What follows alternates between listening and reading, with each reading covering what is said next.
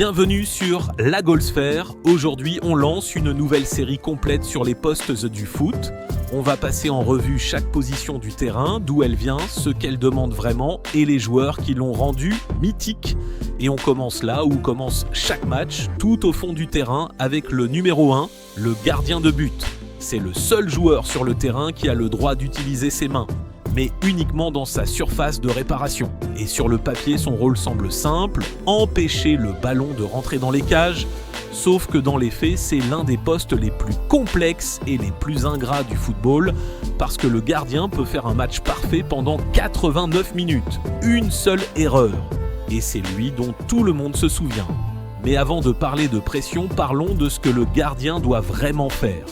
Il plonge, il anticipe, il capte les centres, il sort dans les pieds d'un attaquant lancé à pleine vitesse, il organise sa défense parce qu'il est le seul à voir le jeu en entier depuis derrière, il parle en permanence, il place ses coéquipiers, il gère les coups de pied arrêtés, c'est le chef de la défense, même si personne ne lui donne ce titre.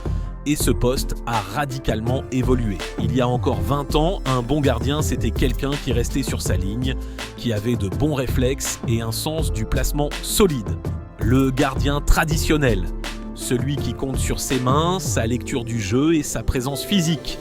Des gardiens comme Buffon ou Casillas incarnent ce style à la perfection. Des murs, des leaders, des monuments. Mais Manuel Neuer a tout changé. Avec le Bayern Munich et l'Allemagne, il a popularisé un rôle qu'on appelle le gardien libero. Au lieu de rester proche de sa ligne, il sort loin de sa surface pour anticiper les ballons dans le dos de la défense. Il joue comme un défenseur supplémentaire, intercepte, relance proprement et participe à la construction du jeu. Certains matchs, il touche le ballon aussi haut que le milieu de terrain. Au Mondial 2014, il a même taclé des attaquants adverses en plein milieu du terrain. C'est lui qui a prouvé qu'un gardien pouvait être actif, même quand son équipe avait le ballon.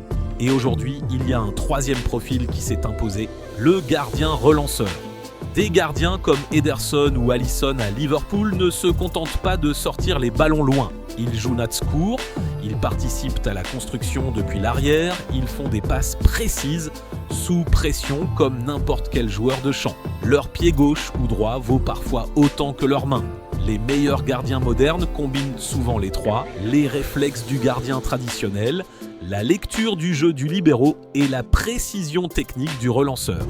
Mais ce qui ne change pas, c'est la solitude du poste. Sur un terrain de football, tout le monde joue en groupe. Il y a toujours quelqu'un à côté de toi, quelqu'un pour couvrir ton erreur. Le gardien, lui, est seul. Derrière lui, il n'y a rien. C'est pour ça que c'est le poste qui demande le plus de force mentale.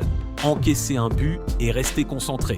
Rater une sortie et ne pas s'effondrer. Tenir 90 minutes en sachant qu'une fraction de seconde peut tout gâcher. C'est pour ça que les vrais numéros 1 sont rares.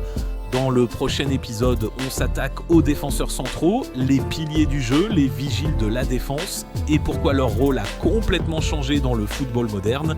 Si cette série t'intéresse, like la vidéo, ça m'aide vraiment à continuer à produire ce contenu et abonne-toi pour ne pas rater les prochains épisodes. À très bientôt sur La Goalsphère.